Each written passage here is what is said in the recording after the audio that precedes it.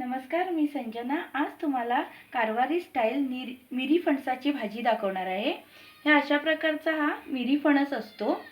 हा भाजीसाठी वापरला जातो आणि हा कोवळा फणस आहे। कोवळ्या फणसाची भाजी केली जाते आणि जर हा फणस मोठा होऊन जून झाला की त्याचे फ्राय केले जातात। आता हा मी भाजीचा फणस आहे, हा कोवळा।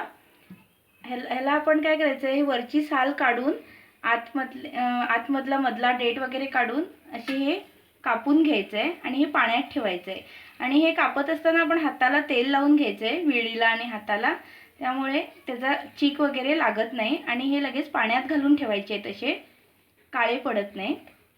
त्याच्यानंतर लागणार आहे, ही तुरीची डाळ घेतलेली आहे, पाऊण वाटी।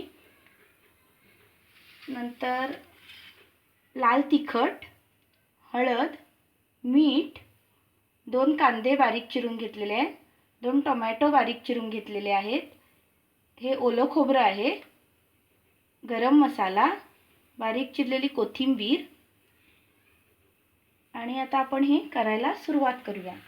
सर्वात आधी मी ही डायरेक्ट कुकरमध्ये करणार आहे, कारण का झटपट होते, लवकर होते भाजी। तुम्हाला हवं तर तुम्ही डायरेक्ट पातेल्यामध्ये पण करू शकता, पण जरा शिजायला वेळ लागतो, त्यामुळे कुकरमध्ये करते। हे 2 बारीक चिरलेले कांदे घालते, 2 बारीक चिरलेले टोमॅटो घालते। त्यानंतर हे ओलं खोबरं घेतलेलं आहे, 2 टेबलस्पून। नंतर ही बारीक चिरलेली कोथिंबीर, हा फणस असा चिरलेला घालायचा आहे आपल्याला, जरा बारीक चिरायचं आहे असा, अशा प्रकारे याचे पीस करून घ्यायचे। आणि तुम्ही बघत आहात आता मी ह्याच्यामध्ये ऑइल वगैरे काही घातलेलं नाही आहे।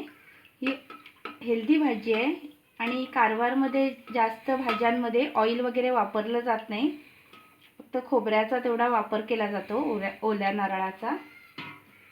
त्याच्यानंतर मी ह्याच्यात 1 टीस्पून लाल तिखट, 1 ते 1.5, जसं तुम्हाला तिखट हवं तसं। त्याच्यानंतर पाव टीस्पून हळद, अर्धा टीस्पून गरम मसाला। ही तुरीची डाळ मी धुवून घेतलेली आहे, ही पण अशी घालायची आहे डायरेक्ट।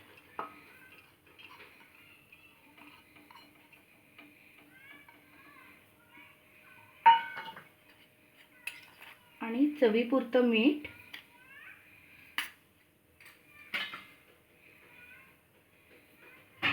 आता ह्याच्यात थोडं पाणी घालणार आहे मी।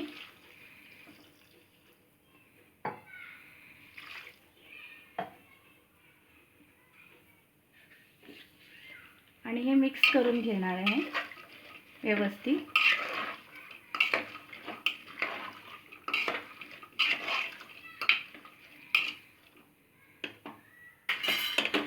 आणि हे कुकरला झाकण लावून 3 शिट्ट्या काढून घेणार आहे।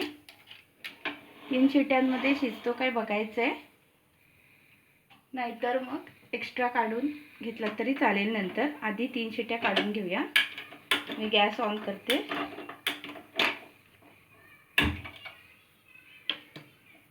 आणि हे आता व्यवस्थित आपल्याला होऊ द्यायची भाजी। आता मी 4 शिट्ट्या काढून ही भाजी शिजवून घेतलेली आहे। त्याच्यानंतर मी ते 15 मिनिटं थंड करायला ठेवला होता कुकर। आणि आता आपण ओपन करून बघूया। हे बघा, छान आपली भाजी रेडी झालेली आहे, व्यवस्थित झटपट होणारी भाजी आहे आणि एक वेगळी टेस्ट असते या भाजीची। आता ही तुम्हाला सर्व करून दाखवते एका प्लेटमध्ये। अशी आपली ही मिरी फणसाची भाजी रेडी झालेली आहे कारवारी स्टाईलमध्ये। तुम्हाला अशा प्रकारचा फणस मिळाला तर नक्की ट्राय करून बघा, विदाऊट ऑइल आणि एकदम हेल्दी झटपट होणारी भाजी। वेगळ्या प्रकारचा हा फणस असतो, मिरी फणस। नक्की ट्राय करून बघा मिळाला तर, आणि छान भाजी होते याची। तुम्हाला ही रेसिपी कशी वाटली नक्की सांगा। आणि जे नवीन पाहणारे आहेत त्यांनी माझ्या चॅनलला सबस्क्राइब करायला विसरू नका।